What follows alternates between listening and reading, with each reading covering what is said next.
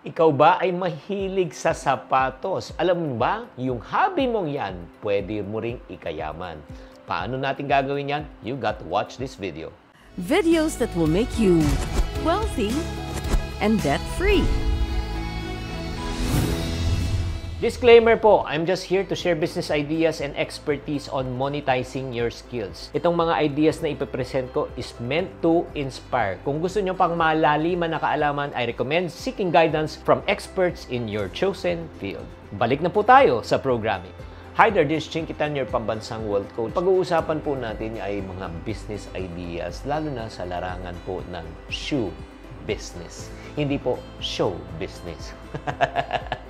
Okay, ang gagawin nyo lang po kung mahilig po kayo sa sapatos at curious kayo kung paano kumuha kayo ng ballpen at papel right now, this will be an extensive session po, a free session. Ang hangarin ko po talaga na kumita po kayo using your passion. So, number one business idea pagdating po sa sapatusan ay napakasimple lang, buy and sell. When you say buy and sell, buy low, sell high. Mag-establish kayo ng online store. Okay, yan ang pinakamaganda. Hindi mo kailangan ng pwesto.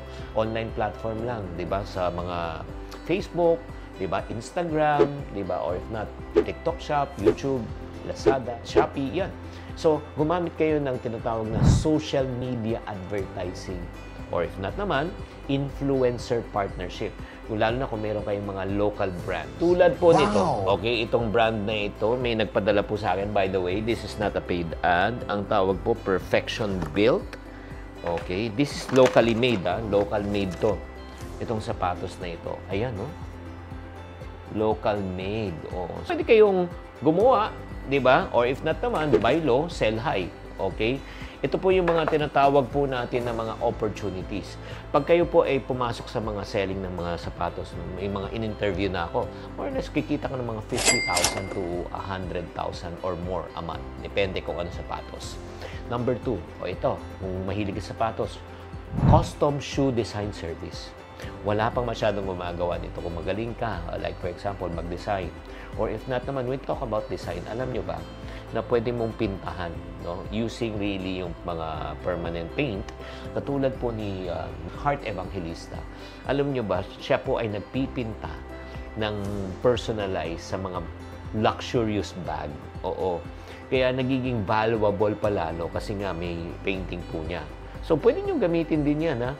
Gumawa ka ng portfolio ng mga tapos mo ng project, no? At ibahagi mo lang sa social media. Pakita mo kung gaano ka kagaling, yung talento mo. Ay, naku, baka pumila pa sa inyo. Diba? Meron din gumawa, hindi ko makalimutan, sa bag rin naman. Artist siya, nagpe-paint po siya. Nagpa-paint po kami ng dalawa naming aso sa bag. At yan ang niregalo ko sa misis ko. Ang potential income po nito, pag tinamaan mo ng tama, minimum yan, 20,000 to 100,000 a month. Pangatlo, o ikaw, kung mismo talaga, may talent ka talaga sa sapatos, pwede kang pumasok sa shoe repair shop. Magbukas ka, kahit online lang, nag-aayos o nagre-repair ng mga luma at sira-sirang sapatos. Alam nyo ba, ito lang po, hindi ko makalimutan to eh. Kasi noong unang panahon po namin, hindi po uso ang upgrade, ang uso po sa amin repair. Okay? Yung sapatos namin, baston, nire-repair. Yung swelas, nire-repair. Yung takong, nire-repair. Nung dati nga, nauso nga sa high school namin yan, may baston kayo ilalagay, parang kang kabayo. Naalala nyo pa ba yun? Oo. So, yun po, yung strategy po natin dito, ang pwede mong gawin, magbigay ka ng mga promos, mga discounts sa regular customers, and then at the same time, lalo na kung ikaw ay nagre-repair ng mga sapatos, lalo na mga luxurious, no, na mga sapatos. Alam nyo ba, ang mga sapatos, pag matagal din nyo nasusuot, nasisira po siya. Kaya kung kaya nyo mag-repair yan, alam mo, magkakaroon ka ng word of mouth advertising dahil sa maganda mong servisyo. Ang potential income mo dito, nasa minimum 30,000 and pataas. At next, ito pa, speaking of repair, sama mo na pati yung shoe cleaning services. Alam nyo, may mga ibang tao na talagang sobrang busy, wala talaga silang time to clean their shoes dahil ang dami nilang sapatos. Ano itong marketing strategy? Pwede mong gawin, makipag-partner ka na lang sa mga existing na mga shoe store or clothing stores na magkakaroon kayo ng parang collaboration, cross-promotion. Sabihin mo, pwede kayong tumanggap ng naglilinis sa sapatos, ako yung maglilinis, pero profit sharing na lang tayo. Pwedeng 20-80, 20 sa kanila, 80 sa iyo, or 70-30, 30 sa kanila, 70, depending sa arrangement mo. And the more na ang gagawin mo lang, tatanggap sila, ipipick up mo lang or papadeliver mo lang sa inyo. Pagkatapos linis, balik lang sa kanila. That's it, pansit. Grabe. Or pwedeng direct din. Ang potential income mo sa shoe cleaning service, mababa ng 10,000 pesos per month to 50,000. Malay mo, di ba? Next, isa pa. Alam nyo ba, ang mga cellphone po ay marami na rin pong mga abubot na nilalagay. May stand, may cover, and everything. Yun din po. Shoe accessories business. Nako, pwede kang magbenta ng iba't ibang kulay na shoelaces, insoles, di ba? Lahat ng mga pwedeng pampaganda ng sapatos. Lahat ng abubot. Alam nyo, paano nyo igagawin yan? Pwede kayo magtayo ng online stores. Siyempre, pakita nyo, di ba? Instagrammable lang. Pumasok kayo sa mga online communities na talaga ang hobby nila ay tungkol sa sapatos. Or if not naman, ay magpakita na lang kayo ng mga produkto at yung mga masasayang customer ninyo. Ito lang ang potential income nyo dito. Pagka tinamaan nyo ng tama, mahina na yung 20,000 to 80,000 pesos per month.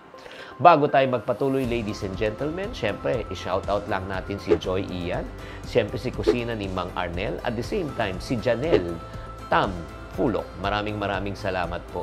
O, ito na. Ito pa. Hindi pa masyadong napapansin po. Shoe subscription box. Anong ibig sabihin po dito? Monthly subscription to. Pwede kayong magbigay ng iba't ibang kaalaman.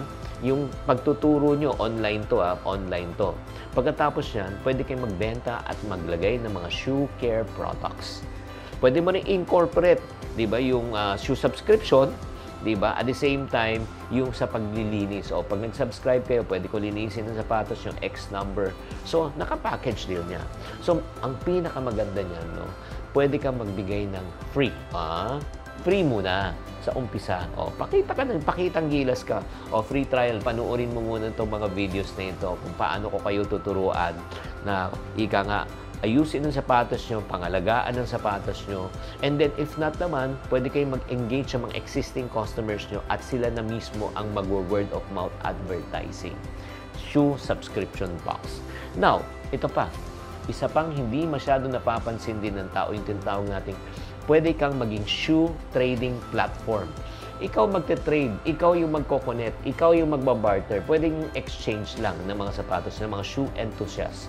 Ang pwede mong gawin para mag-market, ito, mag-host ka ng mga online events or mga virtual or let's say face-to-face, diba? Mga shoe swaps, paalitan kayo sapatos or if not naman, ikaw mismo, diba? Pwede ka magpa-auction. Kung marami ka ng followers, may community ka na, pa-auction ka na, diba? And then, syempre, pag nag-auction, may bumili, mayroon kang fee. Diba? Mahina na mga 10% niyan pag nasa auction po. Ang potential income niyan, pag ikaw ay naging promoter na ng mga ganito, ay naku, mahina ng 50,000 at pataas. Ito, genius to. Maniwala kayo. Ito siguro ang isa sa pinaka maganda. Sasabihin ko na ba? Pilitin niyo ako. Shoe rental service. Wala pang masyado gumagawa niyan. Ano yan, Chinky? Diba? Kasi minsan, napipilitan tayo bumili ng sapatos dahil sa mga special occasion like kasal, debut. Diba? Yung mga special occasion pagkatapos yan, wala na. Hindi mo na susuotin. Kumuha ka ng mga sizes. Diba? Magparent ka. Oo. Kanino ka pa-partner? Sa mga wedding planners, event organizers. Diba? Para ma-recommend ang servisyo mo. O ito, bigyan ko kayo ng perspective. Pupunta kami ng Coron, Palawan. Pagpunta namin doon, hindi namin alam, kailangan pala ng aqua shoes. Dahil mabato, pupuntahan, masugatan pa yung paa mo, nagtsinelas ka. Aqua shoes. Upa, magkano? I think nasa 150 to 120 per sapatos. Tinanong ko sa guide, magkano kung bibili ko yan? Sabi niya, sir, mga 1-2. Nag-compute ako. 1-2 divided by 150, 8 times lang, mapaupahan yan, balik na. So, pang 9 time pataas, kita na tubo na lahat. Tinanong ko sa kanya, sabi ko, mga ilang beses kaya nauupahan tong mga sapatos na? Sabi niya, araw-araw. Lumaki ang singkit kong mata. Kung kahit na 20 days lang yan, imagine mo, in 1 month, kumita ka na. In the second month, kitang-kita. Third month, kitang-kita na. Grabe, di ba? Saan ka makikita na ang puhunan mo lang 1,200 or 1,500. Pero babalik na sa iyo in 1 month. Eh kung magnegosyo ka nga 2 years, 3 years, mag-franchise ka, mga 1 year or 6 months. Ito, 1 month, bawi ka na. Grabe. Shoe rental business. Nako, ang potential income nito, maniwala kayo, aabot ng 30,000 to 6-digit income. Oy, pag ikaw kumita ka at yumaman ka dito sa idea na ito, balikan mo ko. O, ito pa. Eh, Chinky, wala naman akong puhunan. Ay, di mag-shoe vlogging ka. O, vlogging. O, di ba? Lumika ka ng content online tungkol sa sapatos, pag-aralan mo, tamang pagpili ng sapatos, para malaman kung fake o hindi, pag-aalaga ng sapatos, lahat ng kaalaman tungkol sa sapatos. O di ba? Kung gusto mo, paano naman umpisan? Eh, di collaborate ka sa mga brands, sponsored content, product reviews. Magkakaroon ka ng regular posting schedule para mapanatili mo yung mga engagement sa yung mga target audience mo. Ang potential income mo dito, 20,000 sa mag-uumpisa at pwede kang maging 6-digit kung maging shoe expert ka. Grabe! Uy guys, na-appreciate nyo ba tong session natin na ito? Kung na-appreciate nyo, please type appreciate. No? Dahil ito talaga guys, makakuha ka ng magandang idea at pwede mo talagang ikayaman to, ikarir mo na to. And next, ito, isa pa, kung magaling ka talaga sa sapatos, why don't you create a shoe design workshop? Yung pagturo sa ibang tao paano mag-design, di ba? Sa mga taong gustong matuto. Ay, paano gagawin ko, Chinky? Simple lang. Start ka online. Turo ka ng konti. Tapos mag-host ka ng introductory workshop. Diba dito, may bayad na yan. Mga courses, offer ka ng mga tinatawag na discounts sa mga early registrants. Dito, pwede kang kumita ng 10K to 50 to 6 digits income per month. Grabe.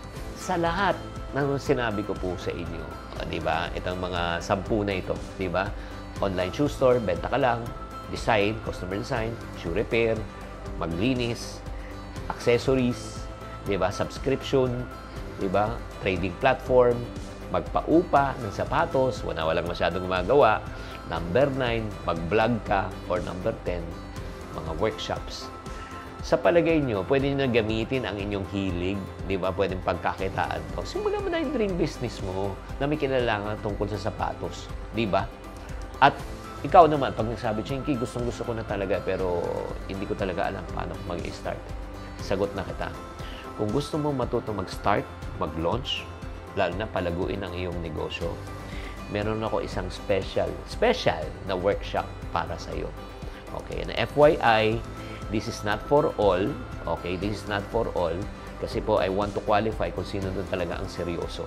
Kung seryoso ka, I want you to go to the comment section. I-click nyo na lang yung link doon. Type Asenso sa comment section. And then once you type Asenso, padadalang kita ng link to know if you are interested. Sana naman nakatulong tong episode na ito. Paki-bookmark na rin to.